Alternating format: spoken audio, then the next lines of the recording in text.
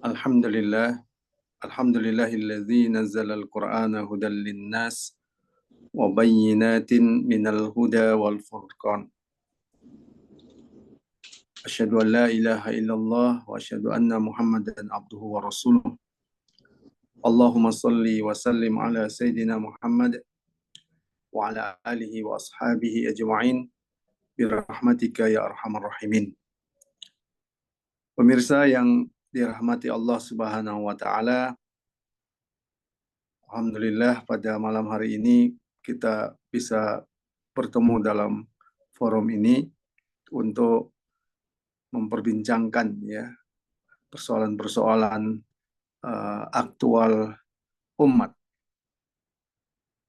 Tidak ada yang lebih patut kita perhatikan saat sekarang ini kecuali kondisi di Gaza ya, khususnya di daerah wilayah Rafah, wilayah bagian selatan Gaza yang saat sekarang ini dikepung ya oleh entitas penjajah Yahudi dan dibombardir ya dengan serangan-serangan masif. Pada hari Ahad kemarin ya terjadi serangan dalam skala yang cukup besar ya, dan diperkirakan lebih dari 40 orang ya, yang 45 orang ya menurut otoritas kesehatan jalur Gaza, ada 45 orang yang menjadi syuhada dalam serangan hari Ahad kemarin. Terdapat 249 orang yang terluka, diantaranya mengalami luka parah. Jadi seperti tadi dikatakan, kalau dihitung sejak Oktober 2023 hingga sekarang, bisa disebut korbannya mencapai lebih dari 35.000 ya kaum muslimin yang menjadi syuhada, terutama di wilayah Gaza. Dalam pemboman hari Ahad kemarin itu, saksi mata mengatakan jet-jet entitas penjajah Yahudi ini menjatuhkan bom di kamp pengungsi ya, yang menyebabkan kebakaran yang menghanguskan sekitar 14 tenda. Jadi jelas targetnya ini adalah target sipil ya, karena yang ditargetkan itu adalah kamp-kamp pengungsi, tenda-tenda pengungsi. Jadi kalau pihak Amerika, demikian juga entitas penjajah Yahudi ini mengatakan bahwa serangan ini adalah serangan yang presisi, karena fokusnya adalah Hamas misalkan, ini adalah kedustaan yang berulang ya, mengikuti pola kedustaan yang sering dilakukan oleh Amerika ketika Amerika melakukan pemboman di wilayah-wilayah sipil ya, dengan mengatakan targetnya ini adalah teroris dan sebagainya gitu. Sebagian besar yang terbunuh jelas adalah penduduk sipil ya, ada 45 orang gitu. Dan perlu kita catat bahwa dalam serangan ini pesawat tempur Israel menggunakan bom GBU-39 ya. Ini bom produksi Amerika Serikat ya, yang diklaim presisi ya. Padahal dalam prakteknya bom ini tidaklah selalu akurat ya. Apalagi kemudian targetnya juga disengaja memang target sipil gitu. Dan perlu kita perhatikan bahwa serangan pada hari Ahad kemarin itu terjadi setelah 2 hari ya. Mahkamah Internasional uh, memutuskan bahwa entitas penjajah Yahudi ini harus menghentikan serangannya di Rafah pada hari Jumat. Jadi ini menunjukkan pembangkangan ya entitas penjajah Yahudi ini terhadap apa yang diklaim sebagai organisasi internasional dunia ya. Dan kalau kita lihat ya kondisi sekarang ini nyaris tidak ada perlawanan yang seimbang ya. Karena serangan-serangan ini dilakukan melalui serangan-serangan udara.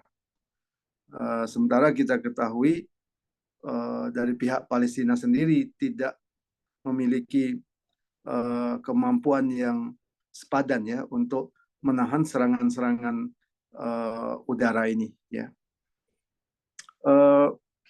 Maka dari sini apa yang terjadi di Gaza saat sekarang ini yang perlu kita perhatikan ya, lepas dari serangan masif ya yang dilakukan oleh entitas penjajah Yahudi ini terhadap penduduk Gaza, khususnya penduduk wilayah Rafah saat sekarang ini ya. Jadi wilayah Rafah ini adalah wilayah sebelah selatan Gaza. Penduduknya itu awalnya itu hanya sekitar ratusan ribu ya. Tapi kemudian setelah terjadi serangan yang masif oleh entitas penjajah Yahudi di wilayah Gaza, terutama bagian utara, sebagian besar pengungsi saat sekarang ini mengungsi ke wilayah Rafah ini. Wilayah Rafah itu lebih kurang luasnya sebesar kota Banda Aceh ya. Jadi sekarang jumlah penduduk yang ada di sana itu ditambah dengan pengungsi itu sekitar 1,5 juta ya. Dan ini dalam posisi yang sangat tersudut ya. Dan perlu dicatat bahwa serangan-serangan yang dilakukan oleh entitas penjajah Yahudi itu sebenarnya targetnya itu kalau kita lihat adalah apa yang diklaim oleh entitas penjajah Yahudi ini sebagai zona aman gitu. Tempat pengungsi berada gitu, sehingga sebenarnya mereka melanggar sendiri istilah zona aman itu ya, dan sekaligus ini menunjukkan bagi penduduk Rafah itu sebenarnya tidak ada yang disebut dengan zona aman ya. Namun di sisi lain kita bisa melihat ya keimanan yang luar biasa ya, ketabahan yang luar biasa dari penduduk Gaza ini ya, termasuk wilayah penduduk Rafah ini. Meskipun saudara-saudara kita ini mengalami penderitaan yang luar biasa ya, tapi mereka mensikapinya dengan kesabaran yang juga luar biasa, serta ketabahan yang luar biasa. Kita bisa menyaksikan bagaimana ibu-ibu yang kehilangan anak-anaknya, suaminya, malah mengatakan kalian jangan menangis begitu ya. Karena sesungguhnya para syuhada itu telah mendapatkan tempat yang mulia di sisi Allah Subhanahu wa taala. Karena memang nyaris tidak ada yang bisa membantu mereka ya pada saat sekarang ini. Yang ada dalam lisan-lisan mereka itu adalah semata-mata ya bergantung kepada Allah Subhanahu wa taala. Ini mencerminkan ketabahan yang luar biasa ya. Dan kalau kita lihat ketabahan ini tidak mungkin muncul, kesabaran ini tidak mungkin muncul kecuali didorong oleh keimanan yang juga luar biasa. Maka tidak heran kalau kita lihat tidak sedikit yang orang-orang Barat yang itu kemudian memeluk agama Islam ya, karena mencari tahu kenapa kaum muslimin di Gaza itu demikian tabahnya, demikian sabarnya. Kalau kita lihat kan entitas penjajah Yahudi ini sejak awal itu ingin membangun opini ya bahwa penderitaan rakyat Gaza sekarang ini disebabkan oleh serangan yang dilakukan oleh para mujahidin kan gitu, oleh Hamas. Tapi kalau kita lihat nyaris tidak ada ya penduduk Gaza itu yang menyalahkan Hamas gitu ya, menyalahkan mujahidin. Nah, ini tentu suatu kesadaran politik yang luar biasa ya. Pertama tadi dorongannya adalah iman ya, karena ini merupakan ujian dari Allah, dan ujian dari Allah ini pasti akan menimpa orang-orang yang beriman, sebagaimana dalam surah Al-Ankabut Allah Subhanahu wa taala berfirman ya, a'udzubillahi minasyaitonir rajim, ahasiban nasu ayyutraku ayyaqulu amanna wa hum la yuftanun. Apakah manusia itu mengira mereka itu dibiarkan saja mengatakan amanna, kami telah beriman, wahum la yuftanun, tapi mereka itu tidak diuji gitu ya. Jadi kalau kita lihat ujian ini memang konsekuensi dari keimanan, dan saat sekarang ini penduduk Gaza telah membuktikan keimanan mereka kepada Allah saat mereka diuji oleh Allah Subhanahu wa taala. Dan kalau kita lihat ini juga tidak bisa dilepaskan ya dari keyakinan akan kemenangan di tangan kaum muslimin ya. Meskipun dalam kondisi yang sangat sulit sekarang dengan persenjataan yang tidak seimbang, misalkan entitas penjajah Yahudi ini dukung penuh dengan persenjataan canggih dari Eropa maupun Amerika.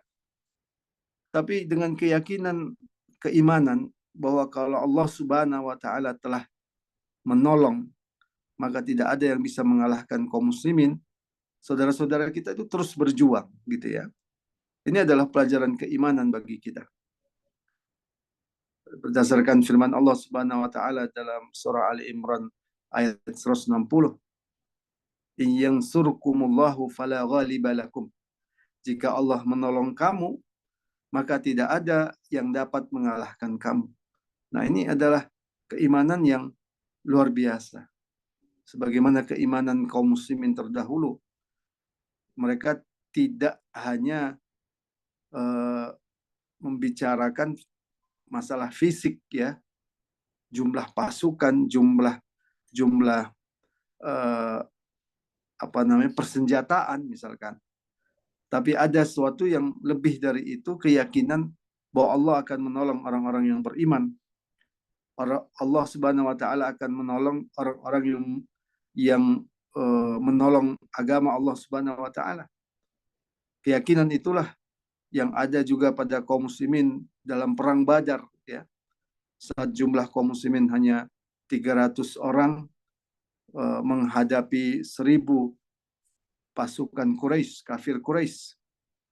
Dalam perang Ahzab, umat Islam yang jumlahnya lebih kurang 3.000 berhadapan dengan 10.000 begitu ya. Demikian juga dalam perang-perang yang lain, misalkan perang melawan Romawi, sekitar 3.000 pasukan kaum muslimin berhadapan dengan 200.000 pasukan Romawi gitu. Tapi dengan keyakinan keimanan ini perjuangan terus dilakukan. Ini pelajaran yang penting ya, pelajaran pertama, yaitu bahwa perjuangan yang berdasarkan keimanan itu menjadi kekuatan yang luar biasa. Yang kedua, pemirsa yang dirahmati Allah Subhanahu wa taala, pelajaran yang kedua juga yang bisa kita ambil dari apa yang terjadi sekarang di Gaza adalah sesungguhnya apa yang terjadi di Gaza ini mencerminkan kelemahan entitas penjajah Yahudi ini. Kalau kita lihat sejak awal ya, entitas penjajah Yahudi ini dibangun citranya sebagai satu negara yang kuat gitu ya, memiliki sistem pertahanan yang sangat kuat di dunia bahkan. dengan sistem pertahanan Iron Dome-nya itu kan. Itu sangat dibangga-banggakan oleh entitas penjajah Yahudi ini. Tapi pada serangan 7 Oktober 2023 kemarin, maka klaim-klaim itu kemudian tumbang, kan begitu. Ini menunjukkan kelemahan entitas penjajah Yahudi ini. Apalagi kalau kita lihat ya, hingga bulan ke-8 ya, bisa disebut lebih kurang bulan ke-8 saat sekarang ini, entitas penjajah Yahudi ini tidak benar-benar bisa mengendalikan situasi di lapangan ya, ketika berhadapan dengan para mujahidin yang ingin membebaskan Palestina gitu. Mereka tidak bisa benar-benar mengendalikan satu tempat ya, meskipun mereka terus-menerus melakukan pemboman dengan jumlah korban yang luar biasa, tapi mereka tidak otomatis bisa mengendalikan wilayah-wilayah seperti Gaza dan Rafah secara penuh gitu. Sampai pada tingkat mengalahkan para mujahidin atau Hamas ya. Ini jelas menunjukkan kelemahan mereka. Karena apa? Karena persenjataan mereka jauh lebih canggih sebenarnya. Ya, apalagi didukung penuh oleh Amerika Serikat dan negara-negara Eropa gitu ya. Jadi ini juga yang menjadi alasan kenapa saat sekarang ini, meskipun entitas penjajah Yahudi ini terus-menerus melakukan pembantaian, Amerika terus membantu. Karena Amerika ingin tetap menunjukkan bahwa entitas penjajah Yahudi ini adalah negara yang kuat, ya, negara yang kuat. Karena dengan dasar bahwa Yahudi ini adalah negara yang kuat lah, penguasa-penguasa Arab itu punya legitimasi nantinya untuk melakukan normalisasi dengan entitas penjajah Yahudi ini. Dengan alasan kita tidak mungkin mengalahkan entitas penjajah Yahudi, kita tidak mungkin mengalahkan Israel, karena Israel adalah negara yang kuat. Maka jalan yang masuk akal ya adalah dengan normalisasi atau berdamai dengan entitas penjajah Yahudi. Nah, kondisi seperti itu membutuhkan keberadaan entitas penjajah Yahudi yang kuat gitu ya, sehingga dia punya alasan. Tapi dalam kondisi sekarang ya, alasan itu tumbang gitu ya. Alasan itu kemudian tidak memiliki pijakan yang kuat karena entitas penjajah Yahudi ini ternyata tidak sekuat seperti yang dibangun, dicitrakan oleh Amerika. Itu yang kedua, pelajaran yang kedua. Kemudian yang ketiga, apa yang terjadi saat sekarang ini menunjukkan bagaimana negara-negara Barat itu bersatu ya, menghilangkan perbedaan di antara mereka untuk membela entitas penjajah Yahudi ini. Ini pelajaran penting untuk umat Islam. Di saat seringkali umat Islam ketika berhadapan dengan musuhnya justru terpecah belah, gitu ya. Tapi negara-negara Barat ya itu tahu persis bahwa dalam mempertahankan entitas penjajah Yahudi ini, mereka harus melepaskan berbagai perbedaan di tengah mereka. Karena bagi mereka, eksistensi negara penjajah Yahudi ini harga mati yang harus tetap ada. Ya, karena ini menjadi alat ya bagi negara-negara Barat untuk menimbulkan terus-menerus pergolakan dan konflik di Timur Tengah. Sehingga dengan cara itu mereka bisa kemudian melakukan intervensi di Timur Tengah. Keberadaan entitas penjajah Yahudi ini juga menjadi mitra mereka yang paling terpercaya di Timur Tengah. Memang mereka sudah memiliki tanda kutip sahabat-sahabat dekat, yaitu para penguasa-penguasa Arab ya, yang tunduk dan melayani mereka selama ini. Tapi pada prinsipnya mereka tidak yakin 100% penguasa-penguasa Arab ini bisa bertahan begitu. Apalagi dalam kondisi ekonomi ditambah dengan kondisi politik saat sekarang ini, di mana rakyat melihat pengkhianatan para penguasa-penguasa Arab ini. Jadi Amerika sendiri khawatir ya bahwa penguasa-penguasa Arab ini bisa ditumbangkan oleh rakyatnya sendiri. Terbukti sebelumnya bagaimana muncul Arab Spring ya, yang menumbangkan boneka-boneka mereka seperti Husni Mubarak di Mesir, Muammar Gaddafi di Libya misalkan. Demikian juga pemimpin Tunisia tumbang kan gitu. Ini yang dikhawatirkan juga oleh Amerika. Maka bagi Amerika yang paling terpercaya di Timur Tengah itu adalah entitas penjajah Yahudi ini. Itulah teman yang paling terpercaya gitu. Maka mereka akan selalu tetap menjaga dan mempertahankan entitas penjajah Yahudi ini. Dan mereka bersatu untuk itu semua. Nah, ini menjadi pelajaran bagi umat Islam ya. Sangat menyedihkan umat Islam dalam kondisi sekarang yang justru dimunculkan itu adalah persoalan-persoalan ikhtilaf dalam masalah fikih misalkan. Ada perdebatan tentang musik misalkan. Padahal ini masalah yang ikhtilaf di kalangan para ulama sejak dulu begitu ya. Bukan hal itu tidak boleh dibahas begitu ya. Tapi alangkah pentingnya umat ini memiliki apa yang disebut dengan aulawiyat, prioritas ya dalam dalam menyelesaikan persoalan, dalam menentukan persoalan-persoalan umat Islam itu harus ada aulawiyat, harus ada prioritas. Dan apa yang terjadi di Gaza ini adalah prioritas. Karena ini sudah terkait dengan nyawa gitu. Ya, yang oleh Rasulullah SAW dikatakan nyawa kaum muslimin itu sangat berharga. La zawalud dunya ahwan 'ala Allah min qatli rajulin muslim. Hancurnya bumi beserta isinya ini adalah lebih rendah ya, lebih ringan bagi Allah dibanding dengan terbunuhnya satu orang kaum muslimin. Satu orang saja dikatakan lebih ringan gitu. Ini menunjukkan nyawa itu sangat penting. Dan ada 35.000 nyawa yang saat sekarang ini terbunuh di Palestina. Ya, seharusnya ini jadi prioritas. Hal yang sangat menyedihkan, maka kita patut juga curiga kalau memang isu dimunculkan untuk dimunculkan belakangan ini sesungguhnya untuk mengalihkan umat ini dari persoalan Gaza. Kita patut curiga kan gitu. Meskipun kita tidak menuduh ya, tapi kita patut curiga. Itu yang kedua ya. Yang ketiga, apa pelajaran yang ketiga yang bisa kita ambil dari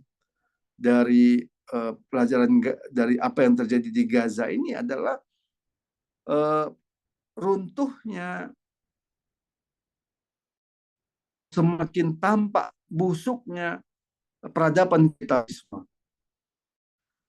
dengan segala sistem serta organ-organ mereka, termasuk organ-organ yang selama ini mereka banggakan akan menjaga perdamaian dunia internasional atau nilai-nilai yang selama ini mereka usung untuk seolah-olah sebagai nilai-nilai yang perdamaian ya, akan menjaga perdamaian dunia seperti nilai-nilai demokrasi, hak asasi manusia dan pluralisme dan sebagainya. Nah, Gaza ini sikap mereka sendiri terhadap Gaza ini meruntuhkan semua ini. Jadi sudah jelas-jelas ya entitas penjajah Yahudi ini melakukan genosida, pembantaian gitu ya. Tapi mereka tetap membelanya. Di mana hak asasi manusia itu? Ya. Demikian juga PBB yang mewakili dunia internasional, organ dunia internasional. Itu juga tidak mencerminkan sikap demokratis ya. Bagaimana beberapa negara dalam Dewan Keamanan PBB ada 5 negara yang memiliki hak veto, termasuk Amerika Serikat, sehingga apapun keputusan dari Majelis Umum PBB, ya kalau kemudian dianggap berseberangan dengan kepentingan Amerika atau entitas penjajah Yahudi, maka Amerika akan memvetonya. Lantas apa Di mana letak yang mereka sebut sebagai demokrasi itu, yang mengatakan kedaulatan itu ada pada suara terbanyak, kan begitu. Jadi ini menunjukkan rapuh dan semakin membusuknya sistem kapitalisme sekarang ini. Tidak mampu berbuat apa-apa. Ada mahkamah internasional. Jumat kemarin mahkamah internasional meminta entitas penjajah Yahudi ini menghentikan serangan terhadap Gaza, Rafah. Tapi pada hari Ahadnya mereka melakukan serangan. Bukankah ini bentuk pembangkangan? Tapi siapa yang kemudian mempersoalkan itu? Karena Amerika mendukung penuh ya entitas penjajah Yahudi ini. Jadi kalau kita lihat, ini menunjukkan bahwa tatanan global dunia yang didasarkan kepada kapitalisme ini sebenarnya sudah runtuh. Ya, klaim-klaim mereka bahwa kapitalisme seperti pluralisme, demokrasi, hak asasi manusia itu akan bisa menjaga manusia, itu runtuh. Ini pelajaran yang keempat. Nah, pelajaran yang kelima, apa yang terjadi di Gaza ini juga menunjukkan semakin jelasnya pengkhianatan dari para penguasa-penguasa negeri-negeri Islam. Bagaimana mereka bisa membiarkan pembantaian yang ada di depan mata mereka, terutama negara-negara yang ada di perbatasan, misalkan Mesir.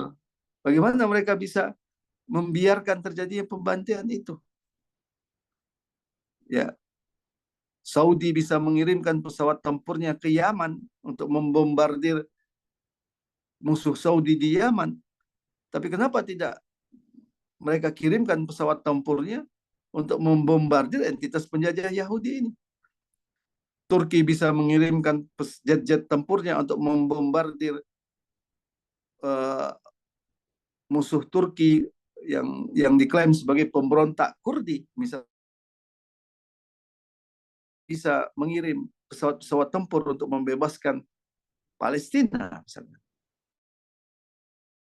Serangan, tapi serangan itu serangan yang bisa disebut kalau dalam bahasa Medan itu serangan ecek-ecek gitu ya. Kenapa serangan ecek-ecek? Karena sebelum dikirimkannya rudal itu sudah diberitahu melalui Mesir, melalui Yordania, melalui Saudi akan ada serangan itu. Bahkan kapan dilakukan serangan itu, berapa lama rudal itu jarak jauh itu akan sampai ke sekitar Tel Aviv, di mana jatuhnya itu sudah paham, sudah tahu. Maka tidak mengherankan serangan Iran kemarin itu tidak memiliki dampak yang signifikan. Bahkan tidak ada satu tentara pun yang terbunuh, begitu kan? Nah, jadi itu penuh dengan kepura-puraan penguasa-penguasa negeri-negeri Islam yang penuh dengan kepura-puraan. Padahal kalau penguasa negeri Islam ini mau, mereka mengirimkan 5 saja pesawat tempur mereka dan membombardir ya pangkalan-pangkalan udara entitas penjajah Yahudi yang dari sana terbang jet-jet tempur dan helikopter yang membunuhi kaum muslimin, itu sebenarnya sudah mereduksi serangan entitas penjajah Yahudi lebih dari 90% gitu ya, dari udara gitu. Tapi itu tidak dilakukan. Ya, yang ada adalah Salahuddin. Ya, Salahuddin yang memiliki pangkat yang rendah ya. Salah seorang kopral yang bertugas di perbatasan Mesir, kopral dari tentara Mesir itu menembak mati seorang Yahudi gitu ya, tentara Yahudi. Ini kan seharusnya panglima-panglima perang hatinya itu mendidih ya melihat semua ini. Karena apa yang dibunuh oleh entitas penjajah Yahudi itu adalah kaum muslimin, umatnya Rasulullah Sallallahu Alaihi Wasallam. Dan kita yakin di darah panglima-panglima perang kaum muslimin dari Mesir, dari Saudi, dari Pakistan, dari Turki dan daerah-daerah lain itu masih mengalir ya, darah-darah para syuhada, darah-darah para pahlawan-pahlawan kaum muslimin. Dan kita berharap panglima-panglima perang ini bergerak hatinya. Dan kita bermohon pada Allah untuk membuka hati panglima-panglima perang ini untuk menggerakkan pasukannya, menghentikan kebiadaban Zionis Yahudi ini. Yang terakhir, apa yang terjadi di Gaza ini semakin menumbuhkan kesadaran politik di tengah-tengah umat bahwa kita itu memang harus bersatu. Ya, ini yang menjadi persoalan besar kita. Dan kenapa negeri-negeri Islam selama ini tidak bisa bersatu? Semakin muncul kesadaran, ini tidak bisa dilepaskan dari keberadaan penjara besar yang disebut dengan nation state atau negara bangsa yang lahir dari rahim kolonialisme, terutama di Timur Tengah. Negara bangsa yang diciptakan oleh negara-negara Barat untuk memecah belah kaum muslimin, untuk melemahkan kaum muslimin, kemudian mendudukkan penguasa-penguasa yang melayani kepentingan negara-negara Barat. Jadi negara bangsa inilah, terutama di Timur Tengah, ini menjadi penjara besar yang menjadi semacam legitimasi untuk tidak bergerak, menjadi dalih untuk tidak bergerak dengan alasan itu bukan urusan kepentingan nasional kita. Padahal ini sudah terkait dengan nyawa kaum muslimin, ya nyawa umatnya Rasulullah Shallallahu Alaihi Wasallam. Dari sanalah kita berharap akan muncul kesadaran umat ya tentang butuhnya satu sistem politik, sistem negara yang didasarkan pada Islam, yaitu negara khilafah ala minhaji nubuah yang akan menyatukan kaum muslimin, menggerakkan tentara-tentara kaum muslimin, dan akan menumbangkan penguasa-penguasa yang berkhianat. Inilah yang seharusnya menjadi perjuangan dan cita-cita utama kaum muslimin sehingga Gaza ini bisa segera dibebaskan. Saya kira itu pengantar diskusi kita pada malam hari ini. Insya Allah nanti kita lanjutkan dengan diskusi. Terima kasih. Assalamualaikum warahmatullahi wabarakatuh. Ya, waalaikumsalam warahmatullahi wabarakatuh. Ya, alhamdulillah, Bapak Ibu jamaah sekalian, ini tadi bisa ada beberapa poin ya yang kami catat. Setidaknya tadi beliau menekankan ada 6 poin apa ibrah ya, pelajaran yang bisa diambil dari peristiwa yang dialami oleh kaum muslimin di Palestina, baik Gaza maupun Rafah yang hari ini mengalami serangan dari Yahudi, Zionis ya. Setidaknya ada 6 poin. Yang pertama, bukti keimanan mereka ya, kesabaran dan keikhlasan mereka terhadap apa yang menimpa mereka hari ini. Kemudian pembuktian bahwa Zionis Yahudi sebenarnya adalah entitas yang lemah ya, bahwa opini yang dibangun oleh Amerika terpatahkan dengan serangan yang dilakukan oleh muslimin atau gerakan perjuangan Hamas dan sayapnya di sana. Kemudian ada poin juga yang kami catat bahwa hari ini Barat itu melakukan gerakan kesatuan ya, dalam menyerang kaum muslimin Palestina, meskipun mereka berbeda dalam aspek politik, tetapi ketika mereka menyerang Islam, mereka menjadikan common enemy bagi mereka ya, bahwa muslimin itu harus diserang ya. Kemudian yang keempat, ya ini menjadi bukti hipokritnya kapitalisme dunia barat maupun komunitas-komunitas internasional yang mereka bangun mengalami apa yang mereka saksikan dan legitimate ya apa yang mereka lihat atas perlakuan Zionis terhadap muslimin yang ada di Palestina. Kemudian ada poin yang kelima, ini juga bukti pengkhianatan penguasa Arab dan penguasa muslim di sekitar Palestina, tidak melakukan tindakan apapun. Yang terakhir poin keenam yang kami catat, kaum muslimin harus segera sadar bahwa hari ini kita tidak mampu mendukung atau membela saudara kita di Palestina karena kita terpecah ya di penjara, kata beliau tadi, dengan sekat-sekat nasionalisme. Dan dari 6 poin ini setidaknya harus ada kesadaran secara umum bagi kaum muslimin untuk keluar dari ikatan nasionalisme tadi, untuk bersatu dalam satu bingkai khilafah Islamiyah yang insya Allah nanti akan menegakkan seluruh hukum-hukum Islam dan melindungi darah-darah kaum muslimin. Ya Alhamdulillah buat Bapak Ibu, ini insya Allah diskusi kita buka. Silakan Bapak Ibu jika ada yang ingin menyampaikan ya opininya, atau boleh juga bertanya berkaitan dengan tema kita yang hangat ini ya. Ini berkaitan dengan kondisi kaum muslimin. Ya Alhamdulillah sudah ada ini. Monggo Bu, silakan Bu Faiz ya.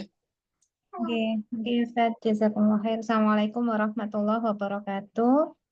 Waalaikumsalam warahmatullahi wabarakatuh. Oke, semoga Ustadz Farid sehat walafiat. Amin. Oke, yang ingin saya tanyakan Ustadz, terkait dengan dinamika yang hari ini terjadi begitu, oke? Betapa gelombang protes ya, walaupun apapun ini ya motivasinya gitu. Ya, walaupun memang kemudian motivasinya memang kemanusiaan gitu, tapi kan kemudian gelombang protes itu yang hari ini kita lihat itu muncul dari negara-negara Eropa. Beberapa negara kan sudah speak up gitu ya untuk kemudian berdiri pada barisan yang melawan gitu, berhadapan-hadapan dengan Israel itu. Taruhlah seperti kemarin kan declare gitu ya, Irlandia, terus kemudian Spanyol mungkin ya kalau tidak salah, Norwegia gitu. Kalau Ustadz melihat fenomena ini itu bagaimana Ustadz kita membacanya itu, kenapa apa namanya dengan lantangnya beberapa negara Eropa itu melawan apa namanya eh, aksi Israel ini. Terus kemudian ke depannya itu dinamika ini bila terus merembet gitu ya, semakin banyak negara, maka apa yang kemudian akan terjadi? Apakah kemudian memang akan ada perang besar atau seperti apa pembacaan Ustadz? Nggih, itu yang pertama. Kemudian yang kedua, memang benar harusnya episode-episode yang ada di Gaza ini menyadarkan umat, ngaten ya Ustadz. Tapi kemudian kan tidak dipungkiri eh, ada banyak elemen umat yang masih masih apatis, gitu. Maksudnya masih masih tidak juga tergerak begitu, nggih, masih ya sudahlah sana. Ya ini efek sih, efek berlapis dari apa namanya rasa nasionalisme itu ya, sehingga kemudian urusan ini seolah bukan urusannya walaupun sesama Muslim. Ini masih masih seberapa jauh gitu ya. Kemudian umat ini akan bisa sadar bahwa eh, apa nasionalisme ini benar-benar racun yang memang menghalangi persatuan dan kuatnya dunia Islam. Guys, insya Allah ingatan asa dua dulu. Jazakumullah khair. Ya, baik. Pertama, memang benar ya, sekarang ini terjadi gelombang demonstrasi besar-besaran di negara-negara barat, terutama di kampus-kampus. Dan itu bukan kampus-kampus, sebutlah kampus-kampus kecil ya, kampus-kampus, tapi kampus-kampus yang dikenal sebagai kampus-kampus besar ya. Dan itu didukung juga oleh staf pengajar mereka, profesor, guru-guru besar mereka ya. Dan beberapa negara-negara barat tuh secara langsung dan sudah mengutuk ya serangan entitas penjajah Yahudi ini.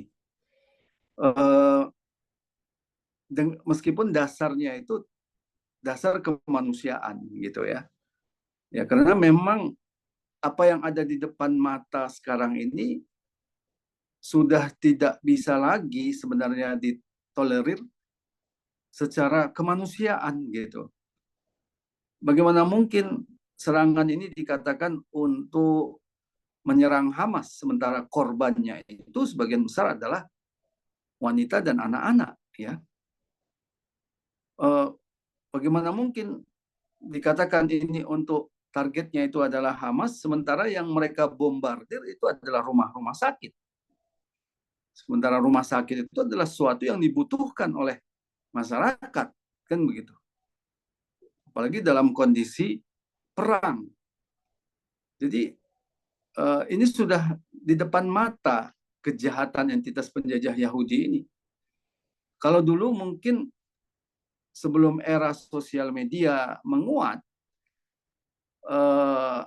media-media mainstream Barat bisa melakukan pengaburan, ya, bahkan mungkin kebohongan dengan tidak mengungkap apa yang sebenarnya terjadi. Tapi dengan keberadaan sosial media saat sekarang ini itu tidak bisa dibantah lagi. Di depan mata orang menyaksikan kebiadaban mereka, gitu kan.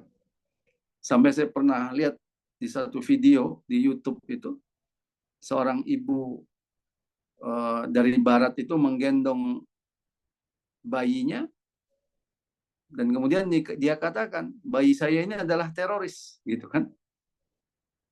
Setelah itu dimunculkan foto-foto bayi-bayi dari yang terbunuh di Palestina, dan gitu. Itu semacam gambaran bahwa apa yang mereka disebut sebagai serangan-serangan presisi itu bohong, gitu.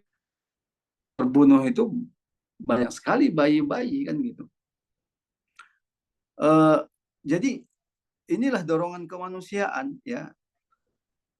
Hanya saja dorongan kemanusiaan ini kalau kita lihat tidak cukup, ya, kalau dia tidak masuk sampai pada tingkat kebijakan politik, gitu kan. Dia kemudian sebatas dorongan kemanusiaan saja. Yang dibutuhkan itu adalah kebijakan politik, gitu. Nah, ini yang justru kita pertanyakan dari Barat, ya. Sampai sekarang ini negara-negara Barat tidak melakukan tindakan atau kebijakan politik yang nyata, ya, untuk menghentikan kebiadaban entitas penjajah Yahudi ini. Padahal ada cara yang sangat mudah, misalkan, ya, untuk melakukan, untuk menghentikan itu. Misalkan stop bantuan persenjataan, tapi itu tidak mereka lakukan. Satu sisi mereka bicara, elit-elit mereka bicara kemanusiaan dan sebagainya, tapi sisi lain persenjataan untuk mendukung entitas penjajah Yahudi ini terus mengalir, kan begitu. Nah, jadi kalau kita lihat kemanusiaan itu suatu hal yang wajar muncul, tapi itu tidak cukup. Nah, itu yang pertama, ya. Yang kedua, kalau kita lihat ini sesungguhnya menjadi tamparan bagi kaum muslimin. Ya, masyarakat Barat yang didorong dengan perasaan kemanusiaan saja, ya, itu keperbihakannya mereka itu jelas, speak up mereka itu jelas, gitu ya. Mereka itu bicara, mereka itu bergerak, gitu. Tapi bagaimana dengan negeri-negeri Islam yang dasarnya itu sesungguhnya bukan lagi kemanusiaan, tapi adalah keimanan bahwa kita itu adalah bersaudara, kita adalah umatnya Rasulullah Sallallahu Alaihi Wasallam. Innamal mu'minuna ikhwah. Di mana itu, kan? Bahwa kita ini adalah umat yang satu, kata Rasulullah, bagaikan tubuh. Apalagi dalam Islam ada perintah untuk jihad fisabilillah, dan perintah ini berlaku bagi seluruh kaum muslimin ketika satu negeri Islam diserang. Wa qatilu fi sabilillahi alladzina yuqatilunakum. Maka ini sesungguhnya menjadi tamparan bagi kaum muslimin yang tidak peduli terhadap saudaranya sendiri. Ya, ini catatan yang kedua. Ketiga, kalau kita lihat sampai sejauh mana isu-isu kemanusiaan ini akan berpengaruh. Kalau kemudian isu kemanusiaan ini bisa merubah struktur politik internasional yang dikuasai oleh kapitalisme. Nah, persoalannya apakah bisa isu-isu kemanusiaan itu merubah struktur politik internasional yang dikuasai oleh kapitalisme? Ya, boleh saja beberapa orang berharap, gitu ya. Tapi kenyataannya Kalau kita bicara tentang organ-organ politik yang dibangun oleh kapitalisme secara internasional, runtuh kan? Mahkamah Internasional runtuh, PBB runtuh. Jadi apakah umat Islam masih berharap ke sana? Ini kan jadi pertanyaan. Karena isu-isu kemanusiaan itu tidak akan berarti banyak kalau tidak kemudian diwujudkan dalam suatu kebijakan politik. Nah, maka yang ketiga yang ingin saya sampaikan itu, cukuplah kaum muslimin ya kembali kepada kekuatan kaum muslimin itu sendiri. Kita tidak bisa berharap kepada isu-isu kemanusiaan semata. Kita tidak bisa berharap pada PBB. Kita tidak bisa berharap pada Mahkamah Internasional. Karena semua itu sesungguhnya kalau kita lihat adalah instrumen-instrumen kapitalisme. Karena itu sudah saatnya umat Islam kembali pada kekuatan kita. Kekuatan kita itu ada di mana? Ya, Islam itulah kekuatan kita. Maka seharusnya dalam kondisi sekarang umat Islam itu kembali ke Islam. Bagaimana perintah Allah kalau satu negeri Islam diserang? Melawan kan gitu. Perangi lagi. Waqatilu fi sabilillahi allazina yuqatilunakum. Perangilah di jalan Allah orang-orang yang memerangi kalian. Siapa yang paling bertanggung jawab untuk melakukan itu? Ya panglima-panglima perang. Karena mereka ada pasukan, di tangan mereka ada pesawat-pesawat tempur, di tangan mereka ada bom-bom canggih yang bisa digunakan untuk membebaskan tanah Palestina, begitu. Jadi boleh saja ya kemanusiaan itu muncul untuk berharap ya bahwa kemanusiaan itu akan bisa menghentikan kejahatan yang dilakukan oleh entitas penjajah Yahudi ini tidak bisa, gitu ya. Umat Islam sesungguhnya harus kembali pada kekuatannya sendiri, ya, yaitu Islam itu sendiri. Dan dalam Islam tidak ada lain perintahnya kecuali jihad fisabilillah dan kesatuan kaum muslimin. Dan itu membutuhkan institusi politik secara global yang menyatukan umat Islam. Itulah yang disebut dengan khilafah ala minhajin nubuwah. Itu jawaban yang pertama. Kemudian jawaban yang kedua tentang adanya pihak-pihak yang pesimis ya tentang kondisi yang ada sekarang. Ini kan aneh ya, aneh. Kenapa saya katakan aneh? Saudara kita di Palestina saja yang mengalami penderitaan secara langsung, mereka optimis. Ya. Mereka optimis bahwa Allah akan memberikan kemenangan kepada mereka. In tansurullaha yansurkum wa yusabbit aqdamakum. Kalau kita menolong agama Allah, Allah akan menolong kita. Menolong agama Allah itu artinya apa? Menegakkan agama Allah. Menjalankan hukum-hukum Allah. Memerangi musuh-musuh kaum muslimin yang menghalangi tegaknya Islam. Memerangi musuh-musuh kaum muslimin yang membunuhi kaum muslimin. Jadi saudara-saudara kita di Palestina saja yang menjadi korban memiliki optimisme yang luar biasa. Aneh kalau kita yang di luar Palestina itu pesimis, begitu kan? Nah, ini kita perlu refresh lagi, tanda kutip gitu ya, refresh lagi keimanan kita ini.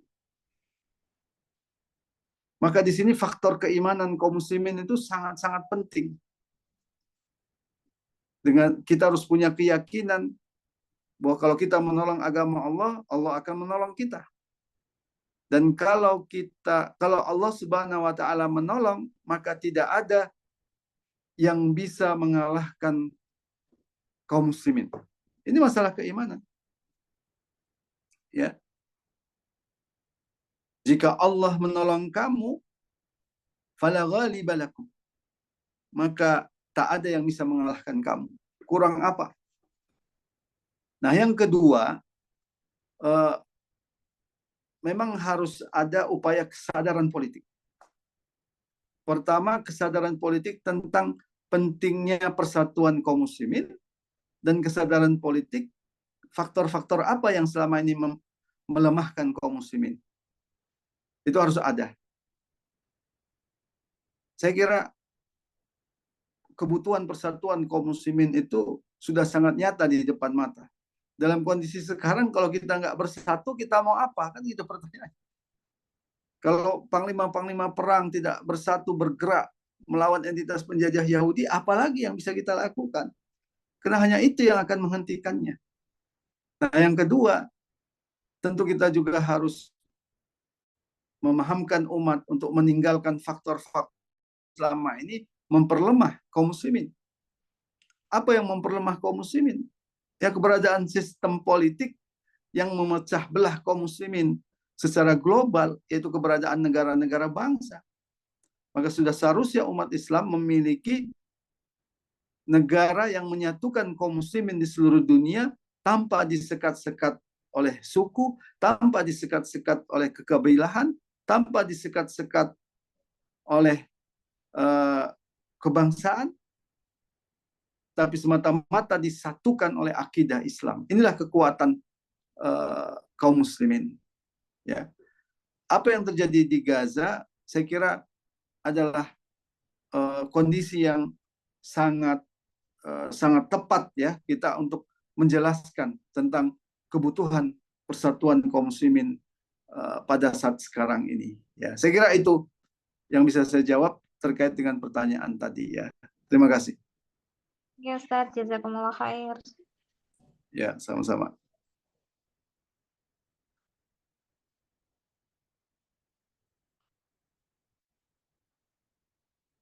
Ya. Buat Bapak Ibu yang ingin berpartisipasi, kami tunggu juga ya, insya Allah. Setidaknya kita masih ada waktu 20 menitan ya, kalau memang diskusi ini masih berlanjut. Kita tunggu ya. Boleh baik melalui raise hand langsung atau mau kirimkan pertanyaan di kolom chat ya. Ustadz, ini kita, kalau dari saya nih Ustadz, pertanyaan lebih kepada aktivitas praktisnya Ustadz. Nah, persoalan sekarang, apakah ini sudah bisa dikatakan sebagai terbentuknya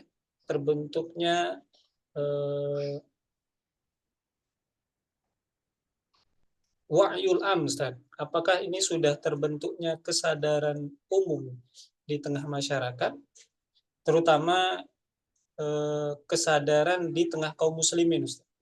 Meskipun tadi sempat disinggung pertanyaan sebelumnya, sudah ada kesadaran dari kaum barat ya.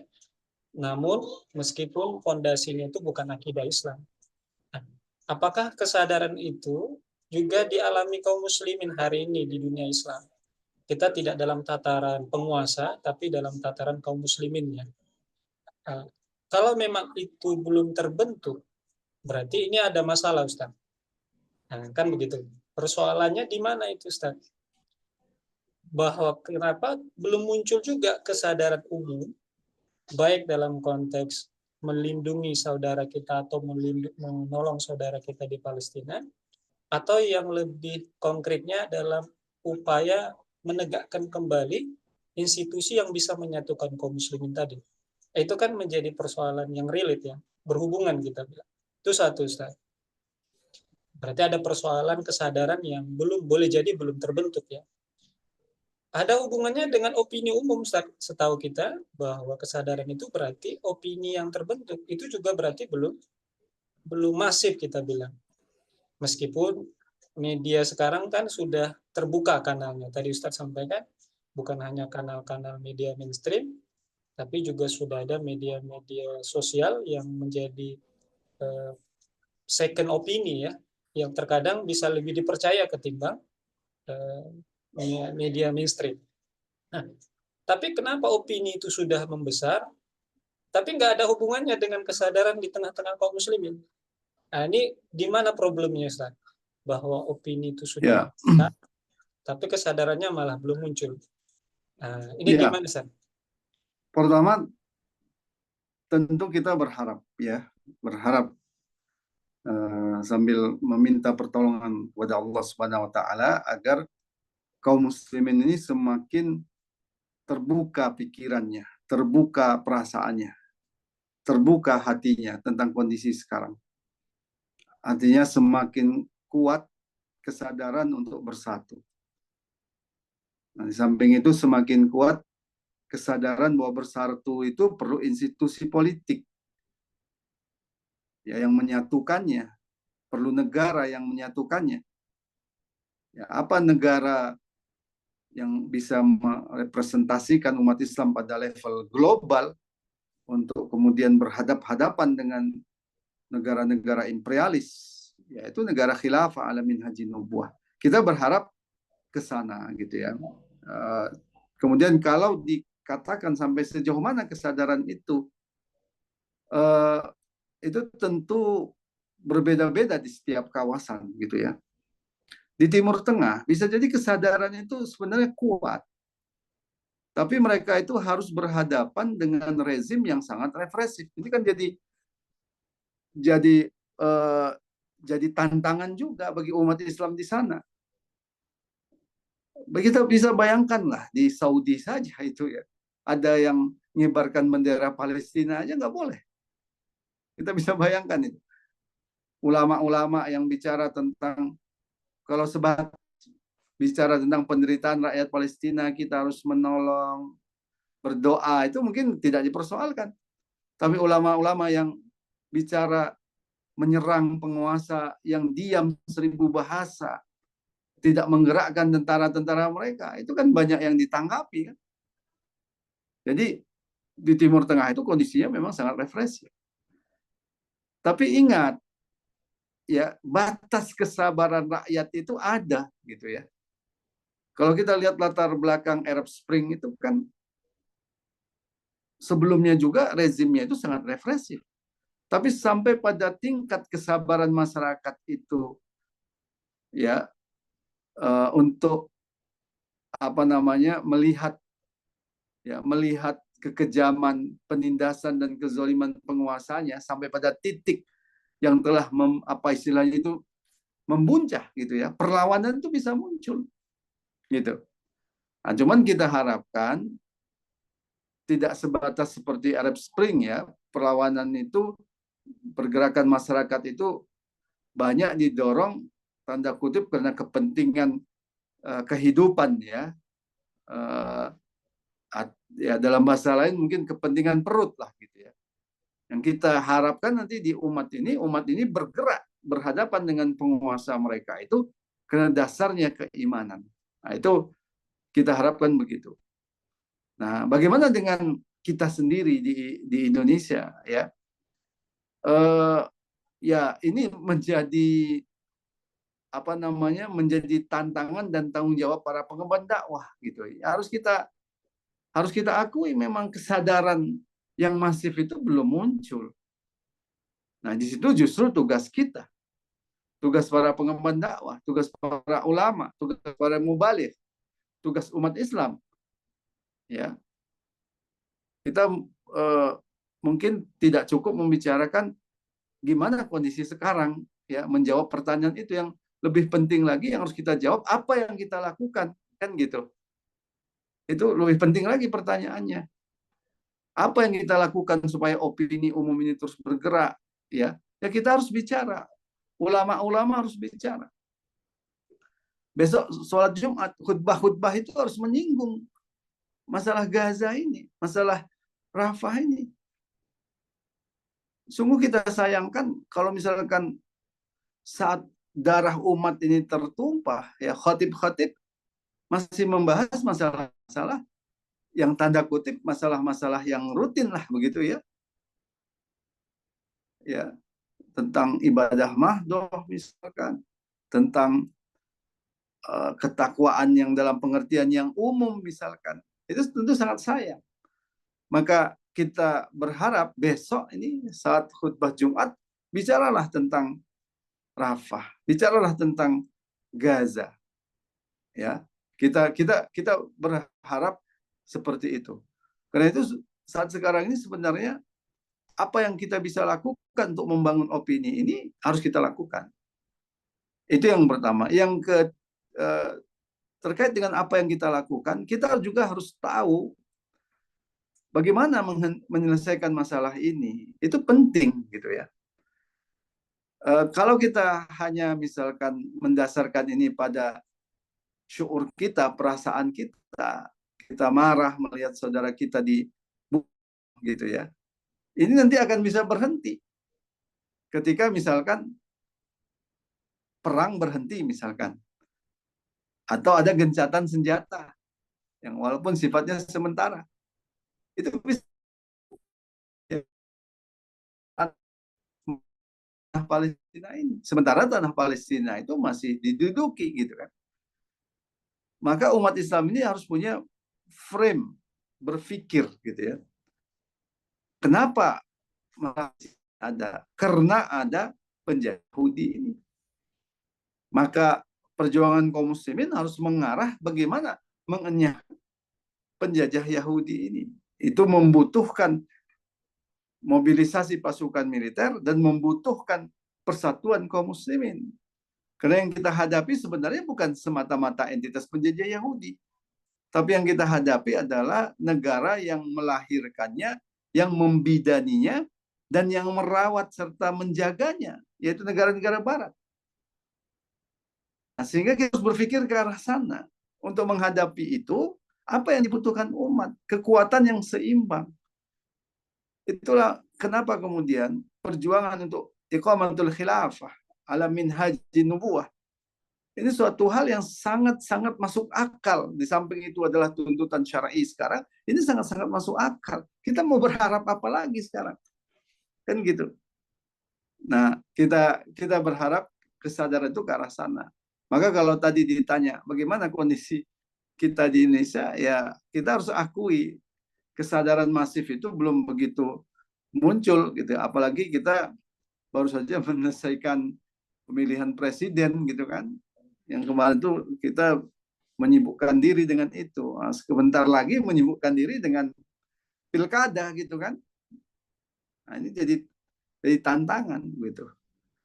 Ya, saya kira yang terpenting bagi kita adalah terus bicara, terus menyerukan persatuan umat, terus menyerukan agar panglima-panglima perang di tengah-tengah kaum muslimin ya menggerakkan pasukannya untuk membebaskan tanah Palestina. Itu yang harus kita lakukan tanpa henti, tanpa bosan, tanpa putus asa, begitu ya. Tanpa putus asa, gitu. Ini penting. Ditambah dengan keimanan, keyakinan ya bahwa kekuasaan itu adalah milik Allah, umat Islam itu bisa dimenangkan oleh Allah Subhanahu wa taala. Ya, hatinya para panglima perang itu bisa berubah mendukung Islam. Karena Allah lah yang membalikkan hati. Ini harus ada keyakinan yang keimanan. Ini masalah ini sudah pada level keimanan ini, kita nggak hanya lagi sebatas bicara apa yang di depan mata kita saja, tapi sudah bicara keimanan. Ya. Sementara amal tentu harus tetap kita lakukan ya, tapi harus disertai dengan keimanan bahwa yakinlah Allah tidak akan membiarkan umat ini terus begini. Yakinlah bahwa Allah tidak akan membiarkan tanah Palestina yang diberkahi itu terus begitu. Nah, insya Allah dengan keyakinan seperti itu kita tidak akan putus asa, tidak akan pernah lemah hati untuk memperjuangkan hingga kemudian agama Allah ini tegak ya. Saya kira begitu.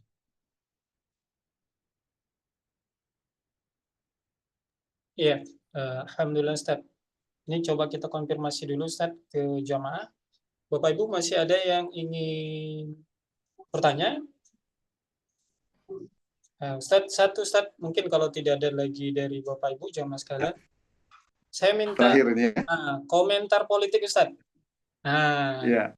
karena ketika ini saya baca kutip dari Al Jazeera, edisi Indonesia, ya.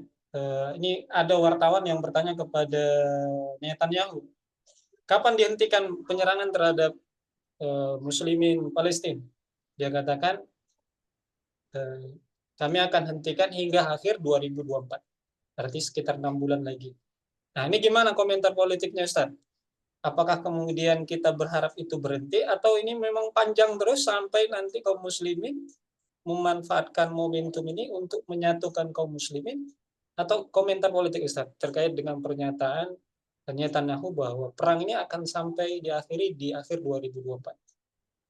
Ya, yang harus kita tanya itu penguasa kaum muslimin, kapan mereka itu mengirimkan pasukannya, itu yang lebih penting kita tanya dibanding bertanya ke Netanyahu, gitu kan. Netanyahu ini kan dia punya kepentingan pribadi juga dalam perang ini. Pertama, dia semakin takut ya menjadi tertuduh penjahat perang. Ya, yang kedua, Netanyahu ini kan tersangka korupsi ini. Maka kalau dia jatuh misalkan karena kasus ini, maka dia akan diseret kasus berikutnya itu korupsi, gitu ya. Nah, namun masalah-masalah individu ini sebenarnya bukan persoalan yang penting kita bahas, ya. Karena semua ini terjadi karena didukung oleh Amerika Serikat. Maka yang terpenting bagi kita itu adalah memperkirakan apa skenario Amerika. Itu yang paling penting. Netanyahu ini kan dia ikut Amerika saja sebenarnya skenario-nya. Maka kalau kita lihat beberapa skenario Amerika ke depan itu, pertama adalah solusi dua negara. Meskipun ini agak lama gitu kan. Yang kedua bisa jadi menjadikan wilayah Gaza itu nanti adalah wilayah di bawah otoritas internasional. Jadi ada semacam pasukan perdamaian internasional yang kemudian masuk ke Gaza. Di mana bisa jadi sebagian besar pasukan itu berasal dari negeri-negeri Islam, biasanya begitu. Tentu dalam kendali Amerika. Nah, yang ketiga, skenario yang mungkin dilakukan adalah mendudukkan Fatah, ya, faksi Fatah sebagai penguasa di Gaza. Ya, sebagaimana pengalaman Amerika di tepi barat, selama tepi barat itu dipimpin oleh Fatah, Amerika tidak terlampau banyak persoalan, begitu ya. Berbeda dengan Gaza ini yang dipimpin oleh Hamas, gitu. Jadi skenario ketiga yang mungkin dilakukan oleh Amerika itu adalah mendudukkan faksi Fatah untuk mengendalikan Gaza. Nah, ini juga tidak mudah gitu ya, karena kekuatan Hamas itu ada di hati masyarakat ya, didukung masyarakat. Jadi ini bukan hal yang mudah.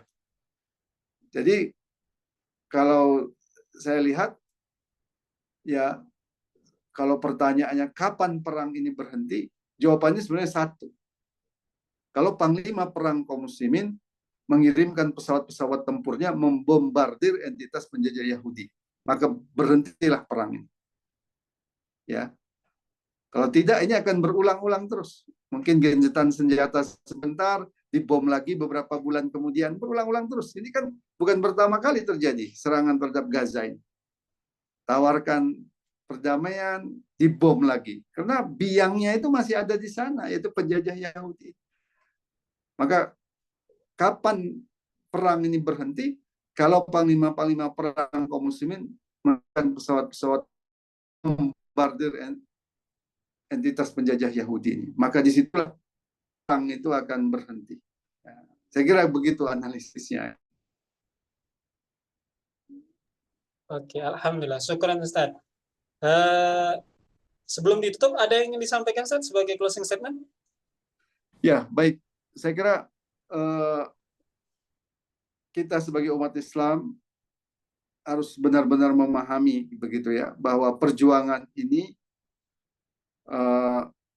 di sisi kita itu ada Allah Subhanahu wa taala. Jadi bagaimana menghadirkan ya Allah Subhanahu wa taala dalam perjuangan kita ini, itu adalah satu hal yang sangat penting.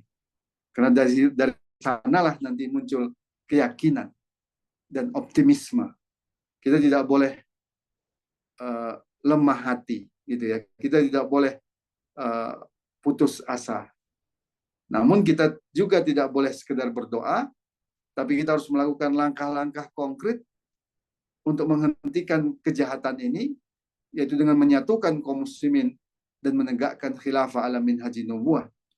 Karena itu perjuangan bersama-sama untuk menegakkan khilafah ala minhaji nubuwah ini adalah besar kita untuk membebaskan tanah Palestina yang sekarang sedang diduduki oleh entitas penjajah Yahudi. Saya kira begitu. Terima kasih.